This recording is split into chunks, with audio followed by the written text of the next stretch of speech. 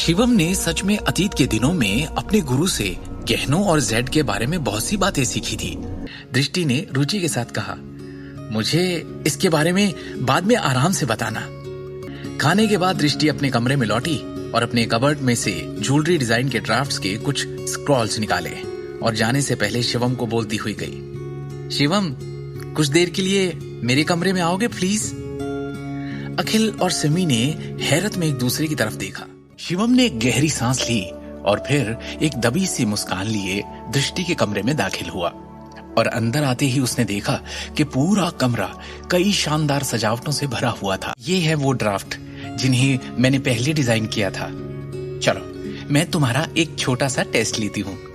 इन सब पर एक नजर मारो, इन्हें गौर से देखो और मुझे इनके बारे में अपनी राय बताओ, दृष्टि ने कहा और डेस्क पर दस्तावेजों को रखते हुए चमकती हुई आंखों से शिवम की तरफ देखा। मुझे देखने दो। शिवम ने डेस्क पर रखे दस्तावेजों को उठाया और उन्हें ध्यान से देखने लगा।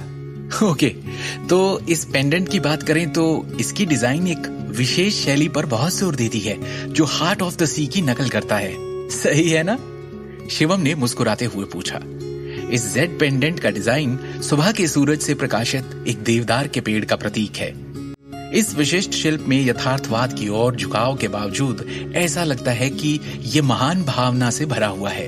और इस सोने के हार के डिजाइन को गौर से देखें तो ये क्लासिक्स के लिए सही रहता है और इसके कारीगर को उत्कृष्ट एम्बेडिंग कौशल की आवश्यकता होती है। शिवम, मैंने तुमसे गहनों के बारे में इतनी जानने की उम्मीद नहीं की थी, दृष्टि ने कोमल स्वर में कहा और उसने आज पहली बार शिवम को एक अलग रोशनी में देखा।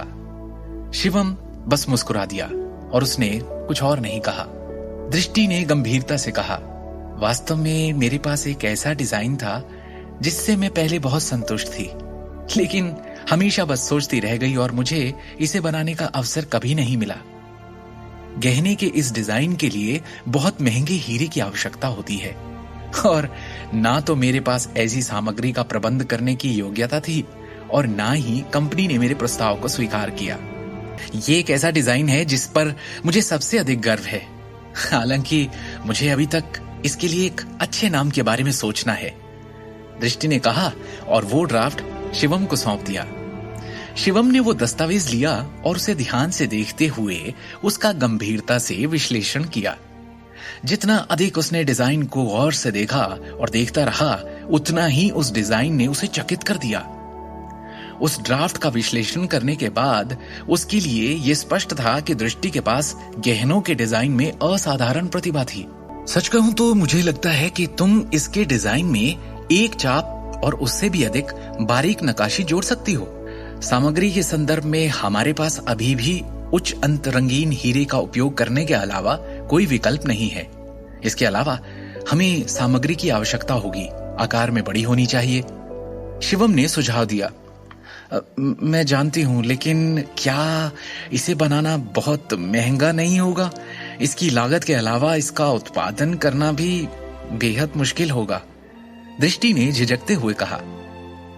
मुझे लगता है सब आराम से हो जाना चाहिए, शिवम ने उसे आश्वस्त किया। तुम्हें बस अपने आप में और अधिक आत्मविश्वास रखने की आवश्यकता है। इसे दुनिया के सर्वश्रेष्ठ गहनों के रूप में सोचने का प्रयास करो। दृष्टि ने शिवम को अपनी चमचमाती आंखों से देखते हुए ध्यान से सुना। दोनों ने आधे घंटे तक उत्साह से बातें की। अंत में गहनों के अंतिम डिजाइन को अंतिम रूप दिया गया। दृष्टि ने डिजाइन के ढांचे को देखते हुए एक संतुष्ट अभिव्यक्ति प्रकट की। ये तो बहुत अच्छा है शिवम, गहनों के डिजाइन के लिए तुम्हारी समझ और जानकारी बहुत ही उम्दा है, दृष्टि ने शिवम की प्रशंसा की।